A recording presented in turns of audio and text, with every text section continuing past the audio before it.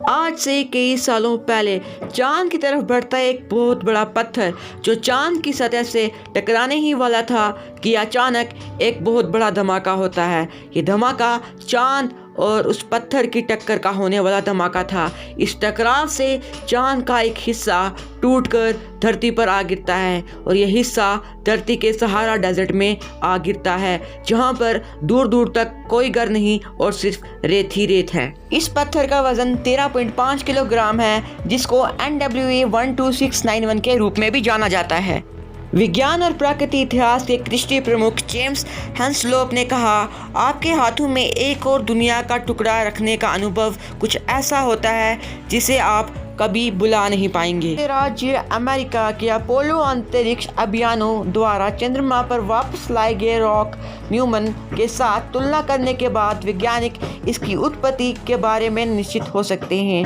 1960 और 1970 के दशक में अपोलो कार्यक्रम ने लगभग 400 किलोग्राम चंद्रमा की चट्टान को अपने साथ वापस लाया और वैज्ञानिक उन चट्टानों की रहस्यानिक और रहस्यमयिक रचनाओं का विश्लेषण करने में समक्ष रहे हैं। ये चंद्रमा का वास्तविक टुकड़ा है। ये एक फुटबॉल के आकार के बारे में है, जो उससे थोड़ा अधिक तिरछा है, जो हम सब के सिर से थोड़ा बड़ा है। और उन्होंने निर्धारित किए हैं कि वह कुछ उल्का पिंडों से मेल खाते हैं। उन्होंने कहा कि उल्का पिंड अविश्वसनीय रूप से दुर्लभ हैं और 1000 में से केवल एक ही चंद्रमा से आते हैं। हेंसलोप का कहना है, हम प्राकृतिक इतिहास संग्रहालय से इसमें बड़ी अंतर्राष्ट्रीय रुचि की उम्मीद कर रहे हैं। यह अंतर्राष्ट्रीय इतिहास या चंद्र अन्वेषण में रुचि रखने वाले किसी भी व्यक्ति के लिए एक अद्भुत ट्रॉफी है।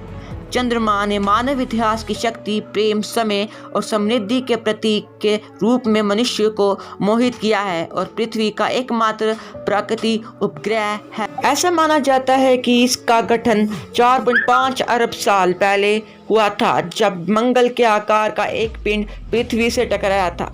क्रिस्टी निजी बिक्री के लिए 13 सौंदर्यवादी लोहे उल्कापिंड के एक समूह की पेशकश करेंगे। इस संग्रह की कीमत 1.4 मिलियन पाउंड्स होने का अनुमान है, जो कि $2.4 मिलियन है। चांद का यह पत्थर कई चीजों के मिलाप से बना है और साथ में चांद भी। अगर कई साल पीछे जाएं, जब चांद का कोई वास्तव नहीं था, तब हम बात करते हैं कि चांद कैसे पैदा हुआ और चांद कैसे बना। धरती की तरफ आता है एक बहुत बड़ा पत्थर जो कि उल्कापिंड था, जिसे हम एस्ट्रॉइड भी कहते हैं। ये धरती की तरफ तेजी से बढ़ रहा था। जैसे इसका टकराव धरती के साथ हुआ, इसके टुकड़े टुकड़े हो गए और ये टुकड़े जो थे वो ब्रह्मांड में फैल चुके थे। बाद में ये पत्थर मिलकर एक चांद बन चुके थे, जिससे इस दुनिया पर बहुत बड़ा असर पड़ा था, जिसके बाद से ही इस धरती पर जीवन शुरू हुआ।